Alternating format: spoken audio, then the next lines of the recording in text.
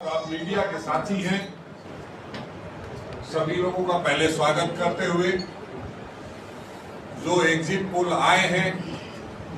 और जिस तरह से एग्जिट पोल में एक नॉन बायोलॉजिकल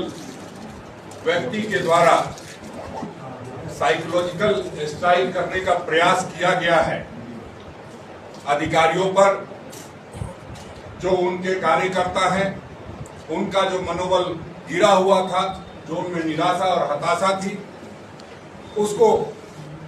बढ़ाने के लिए एग्जिट पोल का सहारा लिया गया। एग्जिट पोल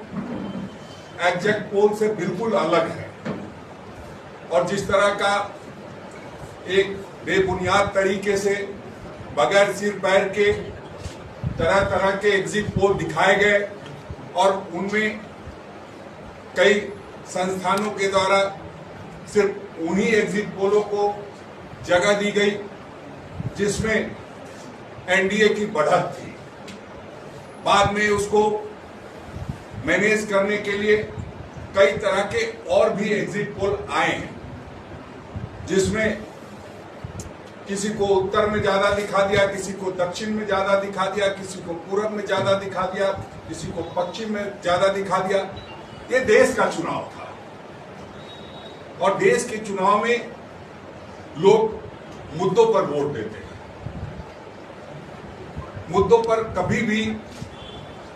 केंद्र सरकार के द्वारा या भारतीय जनता पार्टी के नेताओं के द्वारा कोई बातचीत नहीं की गई। उसका सीधा मतलब ये है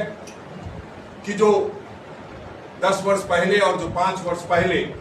उन्होंने जनता से वादा किया था, उस पर वो खड़े नहीं उतर पा रहे थे। जो उन्होंने रोजगार देने की बात करी थी, 2 करोड़ प्रतिवर्ष और 15 लाख रुपए देने की बात, महिलाओं को सम्मान देने की बात, उस पर वो खड़े नहीं उतरे। इसलिए उन्होंने कभी भी मुद्दों पर बात नहीं की, सिर्फ और सिर्फ चुनिंदों की बात की। चुनिंदों की बात इसलिए मैं कह रहा हूं कि टेलीप्रॉम्प्टर खराब होने के कारण प्रधानमंत्री जी को अडानी और अंबानी के बारे में कुछ बोलने के बजाय वो कुछ और बोल गए और उन्होंने कहा कि जो टेम्पो में पैसा भर भर के जा रहा है अडानी और अंबानी का, अब तक उस पर ना तो किसी देश की संस्था ने, न स्वतंत्र एजेंसी ने कोई पूछताछ करने की जहमत नहीं उठाई है। प्रधानमंत्री जी को बिल्कुल पूछा जाना चाहिए कि वो पैसे कहां जा रहे हैं और आपको किन सूत्रों के हवाले से ये बातें सामने आई। फिर भी जिस तरह से एक माहौल बनाया जा रहा था, उस माहौल को बनाने में वो बुरी तरह से खेल रहे हैं। जो एग्जिट पोल दिखाए गए हैं उनसे एग्जिट पोल की क्रेडिबिलिटी तो समाप्त होने ही वाली है। जो मीडिया के घराने हैं उनको भी एक बार अपने बारे में पुनर्विचार करना पड़ेगा कि एग्जिट पोल वालों से संबंध रखना है, शेयर बाजार वालों से रखना है, कि भारतीय जनता पार्टी के कार्यकर्ताओं को मनोबल बढ़ाने के लिए काम करना है, कि जो एक व्यवस्था बनाई गई है उसके लिए काम करना है। पूरे देश में एक दबाव बनाने की कोशिश की गई अधिकारियों पर कि हमारे पक्ष में मतदान होने वाला है, इसलिए जैसा हम कहेंगे वैसा आप करेंगे। और पिछली बार आपने देखा है कि किस तरह से खूंटी में एक प्रयास किया गया था और 1400 वोटों से हराने का काम किया गया था। किस तरह से सारी चीजें हुई थी उस पर हम लोगों ने काफी संघर्ष किया। बावजूद आप जानते हैं एक बार जो चुनाव में फैसला हो जाता है उसको फिर बदलना काफी मुश्किल होता है। तारीख पे तारीख लगाई जाती है और परिणाम कुछ सामने नहीं आ पाता है। तो हम इतना ही कहना चाहेंगे कि जो हमारी तैयारी है, कल अखिल भारतीय कांग्रेस कमेटी के आदरणीय अध्यक्ष मल्लिकार्जुन खड़गे जी ने, हमारे नेता आदरणीय राहुल गांधी जी ने, संगठन महासचिव केसी वेणुगोपाल जी ने स्पष्ट रूप से निर्देश दिया है कि अंतिम क्षण तक हम सभी को जो मतगणना केंद्र पर रहेंगे वहां पूरी ताकत से डटे रहना है। जरा सी चूक हुई आंख बंद डिब्बा गायब, ये इस मामले में भारतीय जनता पार्टी मास्टर है।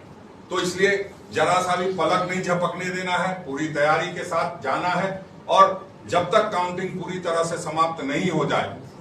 तब तक वहां डटे रहना है, क्योंकि इसका खामियाजा हम लोगों ने खूंटी में भुगता है और पूरे देश का एक जो 2019 का हम लोगों का अनुभव रहा है उसको हमारे नेताओं ने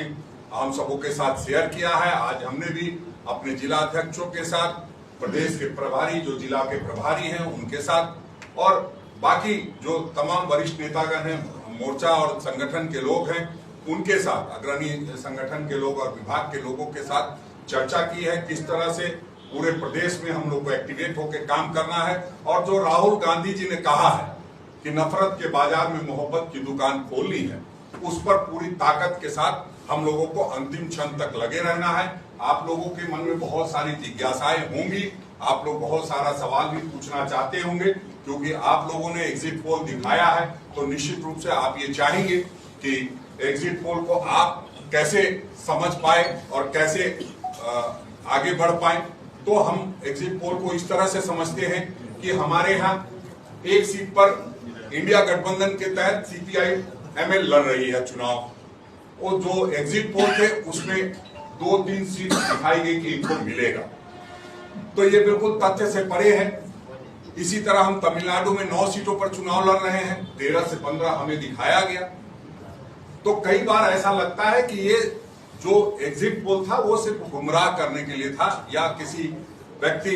विशेष या पार्टी विशेष को फायदा पहुंचाने के लिए। और पूरे देश का जो मूड है, जिस तरह से देश में बेरोजगारी बढ़ी है, जिस तरह से देश में भूखे लोगों की संख्या बढ़ी है, जो प्रधानमंत्री खुद से कहते हैं, हम नहीं कह रहे हैं, प्रधानमंत्री खुद से कहते हैं कि 80 करोड़